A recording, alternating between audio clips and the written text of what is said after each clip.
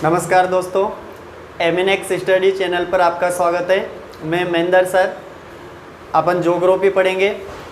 तो देखो, ज्योग्राफी की ये अपनी सेकंड क्लास है। इस पार्ट फर्स्ट में अपन ने इंट्रोडक्शन के बारे में बात करी थी, तो ये सेकंड क्लास में अपन देखेंगे। सबसे पहले देखो, अपन ने फर्स्ट क्लास में भारत के भूगोल की बात कर रहे थे अपन। मतलब सबसे पहले अपन जो फर्स्ट क्लास थी उसमें अपन भारत का भूगोल पढ़ रहे थे। अब भारत के भूगोल में देखो, अपन ने जो बेसिक होता है, तो बेसिक जितना भी था वो सब पढ़ चुके हैं अपन। मतलब स्टार्टिंग का जो इंट्रोडक्शन वाला पार्ट होता है।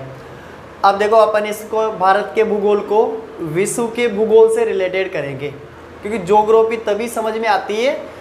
दो बातों का ध्यान से याद रखना आप। एक तो ज्योग्राफी तब समझ में आती है जब अपन मानचित्र का प्रयोग करते हैं। दूसरी बात, अगर मान लो आप इंडियन ज्योग्राफी पढ़ रहे हो तो उसको आपको वर्ल्ड ज्योग्राफी से रिलेटेड करना पड़ेगा, जब ही जाके अपन को है ना भारत का भूगोल या फिर विश्व का भूगोल समझ में आएगा। तो देखो, अपन सबसे पहले भारत के भूगोल की बात कर रहे थे, तो अपन भारत के भूगोल को विश्व के भूगोल से रिलेटेड करेंगे। भारत के भूगोल को विश्व के भूगोल से रिलेटेड करेंगे। इसका मतलब ये तो हो गई देखो अपनी इंडियन ज्योग्राफी, और ये लिख देते हैं अपन देखो वर्ल्ड ज्योग्राफी। ठीक है, तो अपन ने सबसे पहले है ना भारत का भूगोल स्टार्ट करा था। उसमें अपन ने पूरा जो भी बेसिक स्ट्रक्चर होता है इंट्रोडक्शन वाला, उसकी बात कर ही ली थी अपन ने। अब अपन जो इंडियन ज्योग्राफी होती है उसको देखो अपन वर्ल्ड ज्योग्राफी से रिलेटेड करेंगे।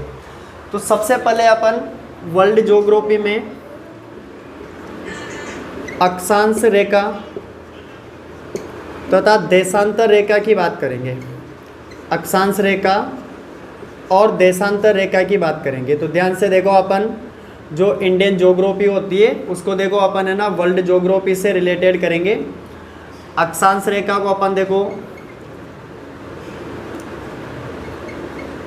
देशांतर रेखा को अपन देखो लॉन्गिट्यूड बोलते हैं, और अक्षांश रेखा को अपन लैटिट्यूड बोलते हैं। तो ध्यान से याद रखना, अपन वर्ल्ड ज्योग्राफी में सबसे पहले जो टॉपिक स्टार्ट करने वाले हैं वो कौन सा टॉपिक स्टार्ट करेंगे। देखो, अक्षांश रेखा और देशांतर रेखा दोनों के बारे में बात करेंगे अपन। अब देखो, जब भी अपन है ना वर्ल्ड ज्योग्राफी को स्टार्ट करते हैं तो उसमें जब अक्षांश और देशांतर रेखा पढ़ी जाती है तो उस ज्योग्राफी को देखो अपन किसके नाम से जानते हैं? भू आकृतिक विज्ञान। ध्यान से याद रखना, किसके नाम से जानते हैं अपन उसे? भू आकृतिक विज्ञान। और भू आकृतिक विज्ञान को अपन देखो इंग्लिश में बोलते हैं जियोमॉर्फोलॉजी। भू आकृतिक विज्ञान को अपन है ना इंग्लिश में क्या बोलते हैं? जियोमॉर्फोलॉजी।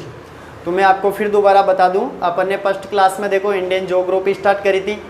अब अपन इंडियन ज्योग्राफी के अंतर्गत ही पढ़ रहे हैं, लेकिन अपन इंडियन ज्योग्राफी को वर्ल्ड ज्योग्राफी से रिलेटेड करेंगे। और वर्ल्ड ज्योग्राफी में देखो अपन सबसे पहले अक्षांश रेखा और देशांतर रेखाओं की बात करेंगे। अक्षांश रेखा को याद रखना, अपन इंग्लिश में बोलते हैं देखो लैटिट्यूड, और देशांतर रेखा को बोलते हैं अपन लॉन्गिट्यूड। और जब अक्षांश और देशांतर रेखा ये पढ़ी जाती है तो उसको अपन बोलते हैं देखो भू आकृतिक विज्ञान, और इसको इंग्लिश में बोलते हैं देखो अपन जियोमॉर्फोलॉजी। अब देखो, मैं आपके सामने एक पृथ्वी का जो ग्लोब होता है उसके हिसाब से अपन डायग्राम बनाते हैं एक, और उसमें फिर मैं आपको अच्छी तरीके से समझाता हूँ। देखो, मैंने एक रफ डायग्राम बना रहा हूँ मैं आपके सामने ग्लोब का, उसी के अंतर्गत अपन समझने की कोशिश करते हैं, उसमें आपको ज़्यादा समझ में आएगा। देखो, सबसे पहले अक्षांश रेखाओं की अगर परिभाषा की बात करें, अपन डेफिनेशन की बात करें, तो देखो अक्षांश रेखा क्या होती है। इसमें पहले आप देखो, इसको एक बार ध्यान से देखो आप ग्लोब को देखो, सबसे बीच में यहाँ पे होती है 0 डिग्री रेखा। 0 डिग्री अक्षांश बोलते हैं अपन इसको। सबसे बीच में जो रेखा होती है उसको क्या बोलते हैं अपन? देखो 0 डिग्री अक्षांश। और 0 डिग्री अक्षांश रेखा को बोलते हैं अपन देखो विषुवत रेखा। 0 डिग्री रेखा को क्या बोलते हैं अपन? देखो विषुवत रेखा। अपन इसको इंग्लिश में बोलते हैं देखो इक्वेटर। तो पहले तो आप देखो इस ग्लोब को ध्यान से देखो, फिर मैं आपको अक्षांश रेखा और देशांतर रेखाओं की परिभाषा समझाता हूँ। तो सबसे पहले देखो ग्लोब में जो बीच ही बीच में सबसे मध्य में जो केंद्र में स्थित रेखा होती है उसे बोलते हैं अपन 0 डिग्री अक्षांश। और 0 डिग्री अक्षांश को क्या बोलते हैं अपन, देखो विषुवत रेखा बोलते हैं, इक्वेटर। अब देखो अक्षांश रेखा की परिभाषा क्या होगी कि ये जो विषुवत रेखा होती है, ये विषुवत रेखा है, तो विषुवत रेखा से उत्तर वाले सिरे में और दक्षिण वाले सिरे में, जैसे ये तो उत्तर वाला सिरा हो गया अपना, ये उत्तर वाला सिरा हो गया, और ये क्या हो गया देखो अपना दक्षिण वाला सिरा हो गया। ये उत्तर वाला सिरा हो गया और ये दक्षिण वाला सिरा हो गया। तो इस विषुवत रेखा से उत्तर की ओर और दक्षिण की ओर जो रेखाएं खींची जाती है उसी को अपन क्या बोलते हैं, देखो अक्षांश रेखाएं बोलते हैं। तो ध्यान से देखो अक्षांश रेखाओं की आप परिभाषा याद रखना, विषुवत रेखा को आधार मानकर, ये अपनी देखो विषुवत रेखा है। अब इसी को आधार मानकर अपन ऐसी रेखाएं खींचेंगे ना, देखो उत्तर की ओर और दक्षिण की ओर जो रेखाएं खींचेंगे इसको आधार मानकर, उसी को अपन क्या बोलते हैं, देखो अक्षांश रेखाएं बोलते हैं। अब देखो मैं इसमें रेखाएं बना रहा हूँ, फिर आप ध्यान से देखना इसको एक बार। देखो यहाँ से मैं एक रेखा बनाता हूँ, तो इस रेखा को देखो मैं लिख देता हूँ 23.5 डिग्री नॉर्थ, 23.5 डिग्री नॉर्थ हो गया। तो 23.5 डिग्री नॉर्थ को बोलते हैं अपन देखो कर्क रेखा। 23.5 डिग्री जो नॉर्थ रेखा होती है उसको क्या बोलते हैं अपन, कर्क रेखा। इसी तरीके से यहाँ पे देखो आप, यहाँ पे ध्यान दो आप, 23.5 डिग्री साउथ, इसका मतलब 23.5 डिग्री जो दक्षिणी अक्षांश होगा उसको बोलते हैं देखो अपन मकर रेखा। क्या बोलते हैं अपन उसे, मकर रेखा। 23.5 डिग्री नॉर्थ होगा उसको तो अपन कर्क रेखा बोलेंगे, ठीक है। और 23.5 डिग्री दक्षिणी अक्षांश होगा उसे क्या बोलेंगे अपन, देखो मकर रेखा बोलेंगे। और देखो आप एक बार ध्यान से देखो, ये एक और रेखा बनाई मैंने, तो इसमें देखो 66.5 डिग्री, 66.5 डिग्री जो नॉर्थ होगा उसे बोलते हैं अपन आर्कटिक रेखा, आर्कटिक रेखा इसे बोलेंगे अपन, देखो आर्कटिक रेखा। और इधर नीचे की तरफ देखो आप दक्षिण ध्रुव की तरफ, तो दक्षिण ध्रुव में देखो 66.5 डिग्री साउथ, इसका मतलब 66.5 डिग्री दक्षिणी अक्षांश, तो इसे बोलेंगे देखो अपन अंटार्कटिक, अंटार्कटिक रेखा, अंटार्कटिक रेखा, अंटार्कटिक रेखा। और यहाँ पर अगर मान लो अपन बात करें देखो इस वाले सिरे को, तो इसे 90 डिग्री दक्षिणी अक्षांश, 90 डिग्री दक्षिणी अक्षांश, ये क्या हो जाएगा देखो आपका 90 डिग्री दक्षिणी अक्षांश। और अगर मान लो इसकी बात करें अपन, तो ये हो जाएगा देखो अपना 90 डिग्री उत्तरी अक्षांश, ये क्या हो जाएगा देखो अपने 90 डिग्री उत्तरी अक्षांश। तो देखो आपको ये इसी के माध्यम से अच्छी तरीके से समझ में आएगा। मैं एक बार दोबारा फिर बता देता हूँ आपको। देखो अपन वर्ल्ड ज्योग्राफी में आज बात करेंगे देखो अक्षांश रेखा और देशांतर रेखाओं की बात कर रहे हैं अपन। तो सबसे पहले देखो अपन अक्षांश रेखा को लेते हैं। अब देखो डेफिनेशन में आपको समझाता हूँ। अक्षांश रेखाओं की डेफिनेशन क्या होगी, देखो सबसे पहले जो बीच में मैंने बिल्कुल केंद्र में जो लाइन डाली है उसको अपन बोलते हैं 0 डिग्री अक्षांश।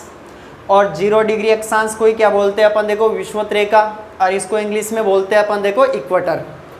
अब इस 0 डिग्री अक्षांश रेखा मतलब विषुवत रेखा को आधार मानकर, विषुवत रेखा को आधार मानकर जो उत्तरी सिरे की तरफ मतलब उत्तरी अक्षांश और दक्षिणी अक्षांश की ओर जो रेखाएं खींची जाती है उन्हीं रेखाओं को क्या बोलते हैं, देखो अपन अक्षांश रेखाएं बोलते हैं। ध्यान से याद रखना। अब देखो इन रेखाओं के आपको नाम याद रखने हैं, यहाँ से बहुत सारे क्वेश्चन क्लियर होंगे आपके। यूँ मान लो 30% ज्योग्राफी का पार्ट क्लियर हो जाएगा। मतलब आपका जो डाउट होता है ना स्टार्टिंग में कि अक्षांश रेखाएं क्या होती है, देशांतर रेखाएं क्या होती है, कर्क रेखा क्या होती है, मकर रेखा क्या होती है, तो वो आपको बिल्कुल समझ में आएगा इसमें एक ट्रिक के माध्यम से। तो देखो 0 डिग्री अक्षांश मतलब विषुवत रेखा से उत्तरी अक्षांश की तरफ 23.5 डिग्री जो रेखा होती है उसे अपन क्या बोलते हैं, देखो कर्क रेखा। उसके बाद देखो 0 डिग्री अक्षांश मतलब विषुवत रेखा, तो विषुवत रेखा से दक्षिणी अक्षांश की तरफ जो 23.5 डिग्री रेखा होती है उसे क्या बोलते हैं अपन, मकर रेखा। उसके बाद देखो विषुवत रेखा से 66.5 डिग्री उत्तरी अक्षांश, तो इसको बोलते हैं अपन आर्कटिक रेखा या फिर आर्कटिक वर्त भी बोलते हैं।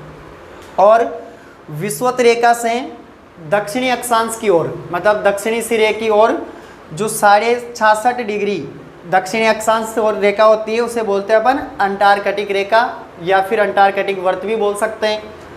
और 90 उत्तर वाला बिल्कुल सिरा होगा ध्रुव पे, तो उसे बोलेंगे अपन 90 डिग्री उत्तरी अक्षांश।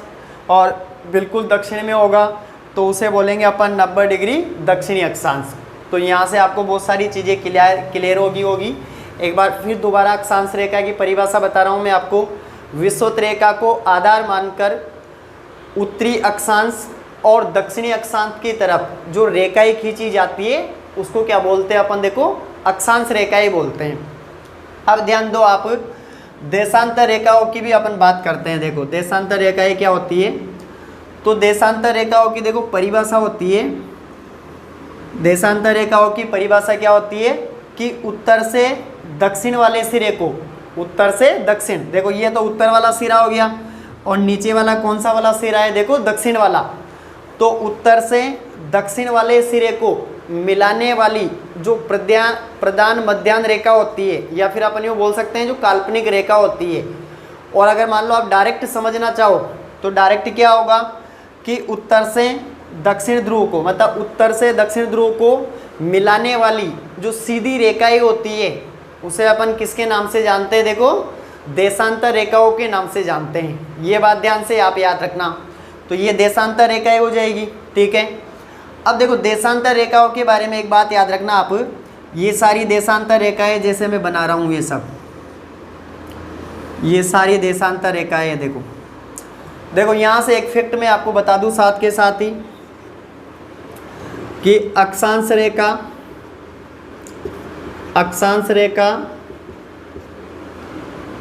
व देशांतर रेखा,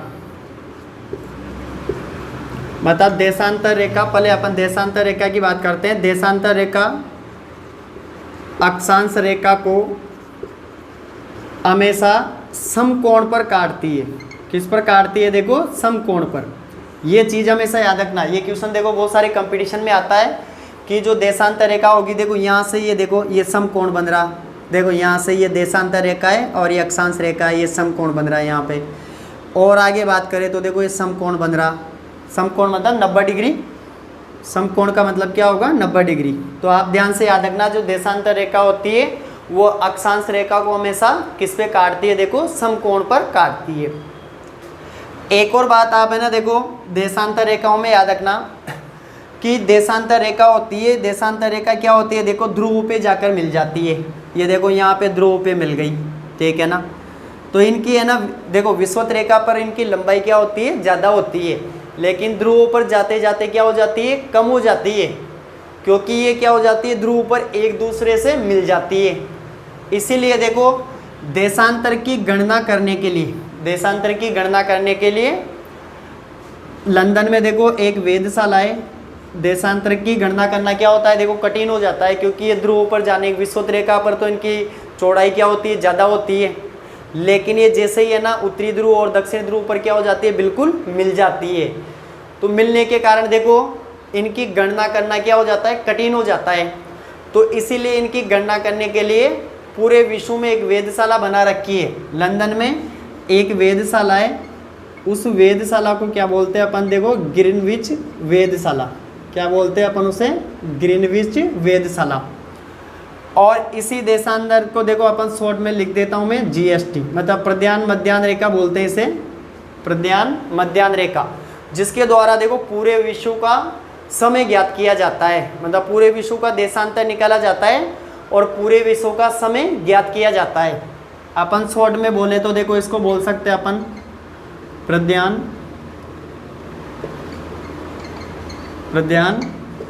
मध्याह्न रेखा, ठीक है। और याद रखना प्रधान मध्याह्न रेखा देखो अटलांटिक महासागर से गुजरती है। तो ये अपने देखो देशांतर के बारे में हो जाएगा। अब अपन देखो अक्षांश को थोड़ा सा और बात करते हैं अपन।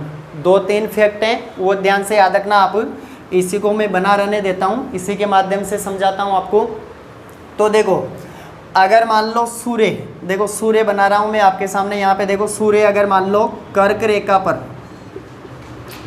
सूर्य अगर मान लो कर्क रेखा पर लंबवत पड़ता है, सूर्य अगर मान लो कर्क रेखा पर लंबवत, लंबवत का मतलब बिल्कुल सीधा, अगर सूर्य कर्क रेखा पर लंबवत पड़ता है तो उस घटना को बोलते हैं अपन देखो ग्रीष्म अयांत। क्या बोलते हैं अपन देखो उसको, ग्रीष्म अयांत। ध्यान से नाम याद रखना, देखो बहुत सी बार पूछा जाता है कि जब सूर्य कर्क रेखा पर लंबवत पड़ता है तो उस घटना को अपन किसके नाम से जानते हैं, ग्रीष्म अयांत के नाम से जानते हैं। और ये घटना कब संपन्न होती है, 21 जून को। कब वो घटना संपन्न होती है, 21 जून को। इसका मतलब तापक्रम में क्या हो जाती है, वृद्धि हो जाती है, तापमान में क्या हो जाती है, वृद्धि हो जाती है। इसीलिए अपन इसको क्या बोलते हैं, ग्रीष्म अयांत बोलते हैं। क्योंकि देखो तापमान में वृद्धि कब होगी, जैसे अपन बात करें सूर्य होता है वो सुबह के टाइम क्या होता है, बिल्कुल सीधा नहीं रहता, लेकिन दिन के समय क्या होता है, 12 बजे 1 बजे 12 बजे के समय दोपहर में सूर्य बिल्कुल सीधा आ जाता है। तो सीधा जब सूर्य की किरणें बिल्कुल सीधी पड़ती है तो गर्मी पड़ती है, इसका मतलब तापमान में क्या हो जाती है, बढ़ोतरी हो जाती है। तो ध्यान से याद रखना, यहाँ पे देखो सूर्य 21 जून को कर्क रेखा पर बिल्कुल लंबवत होता है, तो इसे अपन क्या बोलते हैं, ग्रीष्मयांत। और ग्रीष्मयांत कब होता है, 21 जून को। ध्यान से याद रखना। इसी तरीके से देखो अगर मान लो सूर्य, इसी तरीके से देखो अगर मान लो सूर्य मकर रेखा पर लंबवत होता है, सूर्य मकर रेखा पर लंबवत होता है, तो जब मकर रेखा पर सूर्य लंबवत होता है तो उस घटना को बोलते हैं अपन देखो क्या बोलते हैं, शीत अयांत। क्या बोलते हैं अपन उस घटना को, शीत अयांत। शीत अयांत का मतलब क्या होगा कि जब सूर्य मकर रेखा पर लंबवत होगा, मतलब बिल्कुल सीधा पड़ेगा, तो देखो वहाँ पर क्या होगा, तापमान में बढ़ोतरी नहीं होगी, तापमान में कमी होगी। तो तापमान में कमी होगी तो उस घटना को बोलेंगे अपन शीत अयांत। और शीत अयांत की जो घटना होती है वो कब होती है, देखो 21 दिसंबर को। कब होती है, 21 दिसंबर को। तो देखो यहाँ से भी बहुत सी बार क्वेश्चन पूछा जाता है कि ग्रीष्म अयांत कब होता है, तो याद रखना 21 जून को। और उस दिन क्या होता है, सूर्य कर्क रेखा पर बिल्कुल सीधा पड़ता है, मतलब लंबवत होता है। अगर आपसे पूछा जाए कि शीत अयांत कब होता है तो 21 दिसंबर को। और उस दिन क्या होता है, सूर्य मकर रेखा पर बिल्कुल लंबवत होता है। तो ये दो घटनाएं याद रखना आप, ये बहुत इंपॉर्टेंट है, ये बहुत सारे कंपटीशन में पूछी जाती है, ध्यान से याद रखना। और बात करें अपन तो देखो यहाँ से अगर आपने ये क्लास ढंग से पढ़ ली देखो, तो आपको इसमें है ना बहुत सारे 30% मैटर क्लियर हो जाएगा आपका इसमें। मतलब स्टार्टिंग में जब अपन वर्ल्ड ज्योग्राफी और इंडियन ज्योग्राफी को स्टार्ट करते हैं तो अपन को अक्षांश रेखा और देशांतर रेखाओं के बारे में पता होना जरूरी है। नहीं तो अपन जब मैप बनाएंगे तो मैप में अपन को पता ही नहीं चलेगा कि भारत किधर स्थित है, वहाँ से कौन सी रेखा गुजर रही है, कर्क रेखा कहाँ से गुजरेगी, कर्क रेखा क्या होगी। तो ये चीज़ समझना जरूरी है। अब ध्यान से देखो आप एक बार यहाँ सबसे पहले देखो अपन अगर मान लो बात करें, देखो इस वाले पार्ट की बात कर रहा हूँ मैं। देखो ये हो गया 23.5 डिग्री नॉर्थ, और ये हो गया देखो 23.5 डिग्री, ये 23.5 डिग्री नॉर्थ हो गया, और ये हो गया देखो 23.5 डिग्री साउथ। तो इन दोनों के बीच जो क्षेत्र होता है ना, उस क्षेत्र को क्या बोलते हैं अपन देखो, इन दोनों के बीच का जो क्षेत्र होता है उस क्षेत्र को बोलते हैं अपन देखो उष्ण कटिबंधीय क्षेत्र। कौन सा क्षेत्र बोलते हैं अपन देखो इसको, उष्ण कटिबंधीय क्षेत्र। कौन सा क्षेत्र बोलेंगे अपन इसे, उष्ण कटिबंधीय क्षेत्र। कौन से वाले क्षेत्र की बात कर रहा हूँ मैं, देखो इस वाले एरिया की बात कर रहा हूँ मैं। 23.5 डिग्री नॉर्थ से 23.5 डिग्री साउथ। ध्यान से याद रखना, 23.5 डिग्री नॉर्थ से और 23.5 डिग्री साउथ दोनों के बीच की जो घटना होती है उस टेम्परेचर को अपन, मतलब उस एरिया को अपन किसके नाम से जानते हैं, देखो उष्ण कटिबंधीय के नाम से जानते हैं। उष्ण कटिबंधीय का मतलब होता है यहाँ पे सूर्य क्या होता है, बिल्कुल लंबवत होता है। अब बिल्कुल लंबवत रहेगा तो देखो तापमान में क्या होगी, बढ़ोतरी होगी। इसका मतलब यहाँ पे गर्मी ज़्यादा पड़ती है, तापमान क्या होता है, बहुत ज़्यादा हाई होता है। उसके बाद में और देखो आप, देखो यहाँ से 66.5 डिग्री, मतलब देखो 66.5 डिग्री अक्षांश, और इस जगह से मतलब 23.5 डिग्री साउथ और 66.5 डिग्री साउथ, मतलब मकर रेखा और अंटार्कटिक रेखा अपन यूँ बोल सकते हैं। देखो मैं इधर का मिटा दूँ आपके, एक बार इधर देखना, फिर आप देखो एक बार। पहले सबसे पहले क्या बताया मैंने कि इन दोनों के बीच का जो एरिया होगा उसे तो क्या बोलेंगे अपन, देखो उष्ण कटिबंध। ये एरिया होगा, इसको तो क्या बोलेंगे अपन, देखो उष्ण कटिबंध। और उष्ण कटिबंध इसलिए बोलते हैं क्योंकि कर्क रेखा पर और मकर रेखा पर क्या होता है, सूर्य बिल्कुल लंबवत होता है। और जब भी लंबवत होता है तो तापमान में क्या आ जाती है, कमी आ जाती है। सॉरी, तापमान में क्या हो जाती है, वृद्धि हो जाती है। और तापमान में वृद्धि हो जाती है तो गर्मी का सीजन होता है, मतलब गर्मी ज़्यादा पड़ती है। तो इसको बोलेंगे अपन उष्ण कटिबंधीय क्षेत्र। अब अपन बात करें देखो इस वाले एरिया की, एक तो ये वाला एरिया और एक ये वाला एरिया, ठीक है। दिख नहीं रहा हो तो मैं आपको लिख दूँ स्पष्ट। देखो मतलब 23.5 डिग्री नॉर्थ से 66.5 डिग्री नॉर्थ, ठीक है, इन दोनों के बीच का। और दूसरा 23.5 डिग्री साउथ से 23.5 डिग्री साउथ से 66.5 डिग्री साउथ, ये दोनों का एरिया। तो इनके बीच वाला जो एरिया होगा इसको बोलते हैं अपन शीतोष्ण कटिबंधीय क्षेत्र। कौन सा क्षेत्र बोलेंगे अपन इनको, शीतोष्ण कटिबंधीय क्षेत्र। इसका मतलब यहाँ पर थोड़ी सी क्या हो जाती है, तापमान में कमी हो जाती है। तो आप एक बात ध्यान से याद रखना, यहाँ से देखो ये बीच वाली रेखा है 0 डिग्री अक्षांश, तो विषुवत रेखा से जैसे जैसे ध्रुवों की तरफ बढ़ते हैं, देखो आप 0 डिग्री से 23 डिग्री तक तो गर्मी होती है, लेकिन देखो 23 डिग्री से अपन 66 पे आ रहे हैं दोनों के बीच का। तो दोनों के बीच का जो एरिया होता है उसे क्या बोलते हैं अपन, शीतोष्ण कटिबंधीय क्षेत्र। तो यहाँ पे देखो तापमान में क्या हो जाती है, कमी हो जाती है। अब तापमान में कमी होगी, इसका मतलब कौन सा सीजन है, वो सर्दी का, ठीक है। आगे बात करते हैं अपन। अब देखो 66.5 से 90 डिग्री दक्षिणी अक्षांश और 66.5 डिग्री नॉर्थ से 90 डिग्री उत्तरी अक्षांश। देखो मैं लिख देता हूँ आपके यहाँ पे 66.5 डिग्री नॉर्थ से 90 डिग्री नॉर्थ, ठीक है ना। उसके बाद देखो 66.5 डिग्री साउथ से 90 डिग्री साउथ, इनके बीच का जो एरिया होगा उसे बोलेंगे अपन शीत कटिबंध। क्या बोलेंगे अपन उसे, शीत कटिबंध। इसका मतलब यहाँ पे क्या होता है, सूर्य बिल्कुल लंबवत नहीं होता, तो यहाँ पे तापमान में क्या हो जाती है, और ज़्यादा कमी हो जाती है। और इसीलिए यहाँ पे क्या होता है, सर्दी का समय होता है। तो आप ध्यान से याद रखना, ये क्वेश्चन बहुत सी बार पूछा जाता है, उष्ण कटिबंधीय क्षेत्र कौन से वाले एरिया को बोलते हैं अपन, और शीतोष्ण कटिबंधीय क्षेत्र कौन से वाले एरिया को बोलते हैं अपन। तो ये चीज़ आप ध्यान से याद रखिएगा।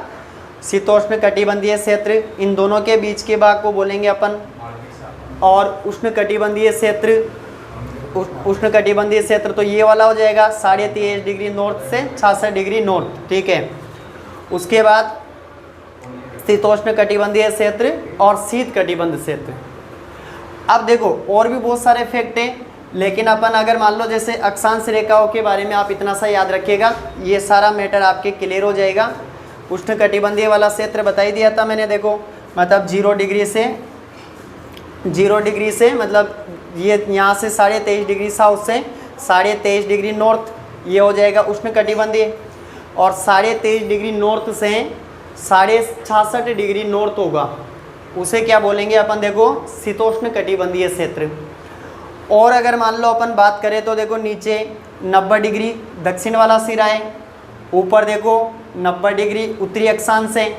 तो यहाँ से देखो 66 डिग्री नॉर्थ से और 90 डिग्री उत्तरी अक्षांश, और 90 डिग्री उत्तरी अक्षांश से 66.5 डिग्री दक्षिणी अक्षांश। तो इनके बीच का जो क्षेत्र होगा उसे क्या बोलेंगे अपन, शीत कटिबंध। अब देखो थोड़ी सी बात और कर लेते हैं अपन देशांतर रेखाओं के बारे में, कि देशांतर रेखाएं क्या होगी। भाई इतना तो बता ही दिया था मैंने देशांतर रेखाओं के बारे में, कि उत्तरी ध्रुव और दक्षिणी ध्रुव को मिलाने वाली जो रेखाएं होती है उसे क्या बोलते हैं अपन, दक्षिणी रेखाएं बोलते हैं, मतलब देशांतर रेखाएं बोलते हैं, सॉरी।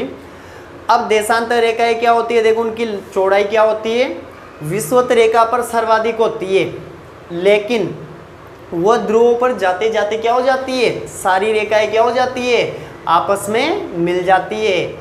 इसीलिए देशांतर रेखाओं की गणना करना क्या होता है, कठिन हो जाता है। और इसी कठिनाई को सोल्व करने के लिए पूरे विश्व में देखो एक वेधशाला का नाम बताया था मैंने आपको, लंदन में स्थित है ग्रीनविच वेधशाला, उसके हिसाब से पूरा टाइमलाइन डिस्कस किया जाता है।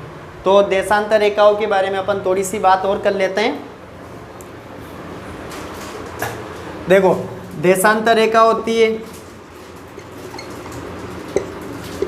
तो देखो देशांतर रेखा, पहले तो आप एक बात याद रखना, अपनी जो पृथ्वी है ना वो देखो मतलब है ना पश्चिम से पूर्व की तरफ घूमती है। अपनी जो पृथ्वी है ना वो पश्चिम से पूर्व की तरफ घूमती है। तो अपन देखो यूँ बोल सकते हैं कि देशांतर रेखा टोटल कितनी होगी, 360। मतलब अपनी जो पृथ्वी घूमती है ना वो कितने डिग्री घूमती है, 360 डिग्री घूमती है। अब देखो 360 डिग्री को भी अपन डिवाइड कर सकते हैं। देखो 360 को भी अगर मान लो अपन डिवाइड करें तो 180 तो पूर्वी देशांतर हो जाएगा, 180 तो क्या होगा, पूर्वी देशांतर 180 डिग्री, और 180 डिग्री क्या हो जाएगा, पश्चिमी देशांतर। भाई अगर मान लो अपन एक फैक्ट बोल रहे हैं कि अपनी पृथ्वी है ना 360 डिग्री पर घूमती है पश्चिम से पूर्व की ओर, जिसे अपन घूर्णन गति बोलते हैं। एक और गति होती है परिक्रमण गति। तो 360 डिग्री पे घूमती है, तो इसका मतलब ही हुआ कि 180 डिग्री तो वो पूर्व में घूमेगी और 180 डिग्री पश्चिम की तरफ, तभी तो जाके 360 डिग्री होगा, 360 डिग्री होगा टोटल। अब एक बात और बता दूं मैं कि अपन जो जीएसटी होती है, जीएसटी मतलब वो ग्रीनविच रेखा बोलते हैं उसे, अपन टाइमलाइन होती है। तो उस टाइमलाइन रेखा से अपन समय का निर्धारण कैसे करते हैं। तो देखो अपनी पृथ्वी को 15 डिग्री घूमने में 1 घंटा लगता है। अपनी पृथ्वी को 15 डिग्री घूमने में कितना समय लगता है, 1 घंटा। इसका मतलब एक देशांतर को पार करने में कितने मिनट का समय लगेगा, 4 मिनट का।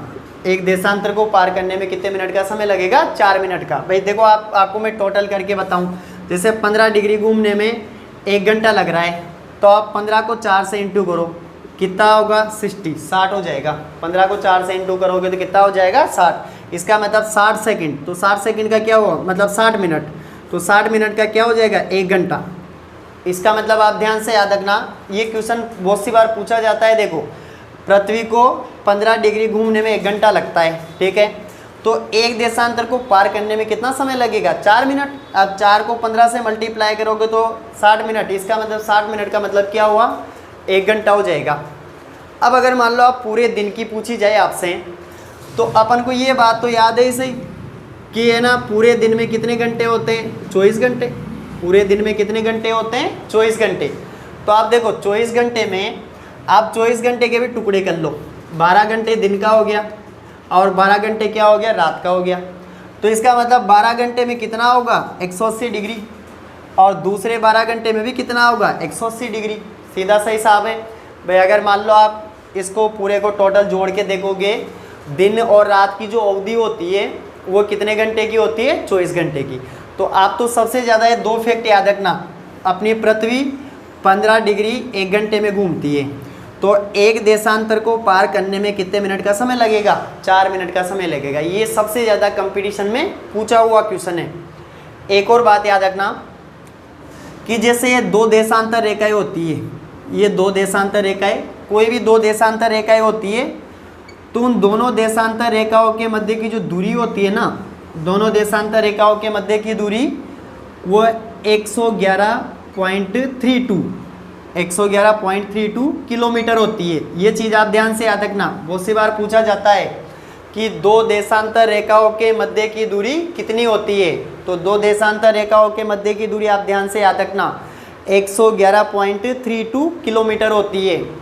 तो देखो यहाँ से बहुत सारे क्वेश्चन बनेंगे, अपन नेक्स्ट क्लास में भी बात करेंगे। देखो आज अपन ने वर्ल्ड ज्योग्राफी पढ़ी, वर्ल्ड ज्योग्राफी में देखो अपन ने पहले इंडियन ज्योग्राफी पढ़ी थी अपन ने फर्स्ट पार्ट में। फिर इंडियन ज्योग्राफी को देखो अपन ने वर्ल्ड ज्योग्राफी से रिलेटेड करा, इसलिए करना पड़ा क्योंकि देखो अपन भारत का, इंडिया का मैप पढ़ेंगे। अब इंडिया के मैप में अगर मान लो मैं आपको डायरेक्ट बताता भाई मतलब जम्मू कश्मीर इतने देशांतर पर स्थित है, इतने अक्षांश पर स्थित है, ये पूर्वी सिरा है, ये पश्चिमी सिरा है, ये इतने देशांतर पर स्थित है, तो उससे पहले अपन को अक्षांश और देशांतर रेखाओं के बारे में तो पता होना चाहिए। तो देखो मैंने आपको इसमें अक्षांश और देशांतर रेखाओं की परिभाषा, कर्क रेखा क्या होती है, मकर रेखा क्या होती है, सारी चीज़ें बताई मैंने आपको। शीत कटिबंध क्या होता है, उष्ण कटिबंध क्या होता है, उपोष्ण कटिबंध क्या होता है, मतलब किस तरीके से देशांतर रेखाएं होती है, देशांतर रेखाओं को पार करने में कितना समय लगता है, ये सारी चीज़ें मैंने आपको बताई दी अभी। अब एक बात ध्यान से याद रखना कि देशांतर अपने पूरे वर्ल्ड का जो मतलब अपन समय ज्ञात करते हैं वो प्रधान मध्याह्न रेखा के द्वारा ज्ञात करते हैं, जो अटलांटिक महासागर से गुजरती है। कहाँ से गुजरती है वो देखो, अटलांटिक महासागर से। ये फैक्ट भी आप याद रखिएगा, प्रधान मध्याह्न रेखा अटलांटिक महासागर से गुजरती है, ठीक है। उसके बाद अब देखो अपना जो टाइमलाइन है ना, इंडिया की टाइमलाइन जिसे अपन क्या बोलते हैं, मतलब 82.5 डिग्री पूर्वी देशांतर, वो देखो मतलब इस ग्रीनविच रेखा से कितना समय आगे है, देखो 5.5 घंटे। मतलब अपने भारत का जो समय है ना वो ग्रीनविच रेखा से 5.5 घंटे आगे चलता है। तो आप ध्यान से याद रखना इस चीज़ को भी, मतलब प्रधान मध्याह्न रेखा होती है जिससे पूरे वर्ल्ड का समय निर्धारित किया जाता है, वो अटलांटिक महासागर से गुजरती है, और भारत का जो समय है वो देखो 5.5 घंटे आगे चलता है इससे। तो आज की क्लास में अपन यहाँ तक ही, क्योंकि ये पूरा टॉपिक कंप्लीट नहीं हो पाएगा, इसको अपन नेक्स्ट क्लास में और लेंगे आगे भी जो भी बच रहा है, जैसे देशांतर रेखाएं कौन कौन से देशों से गुजरती है, अक्षांश रेखाएं कौन कौन से देशों से गुजरती है, मतलब जो समय का निर्धारण होगा पूरे देशों का वो किस प्रकार से सिस्टम बनता है उनका, तो इससे नेक्स्ट वाली जो क्लास होगी उसमें लेंगे अपन, क्योंकि आज पूरी क्लास नहीं हो पाएगी इसमें। तो प्लीज़ आपको अगर क्लास पसंद आई हो तो शेयर करें, लाइक करें और सब्सक्राइब करें। धन्यवाद।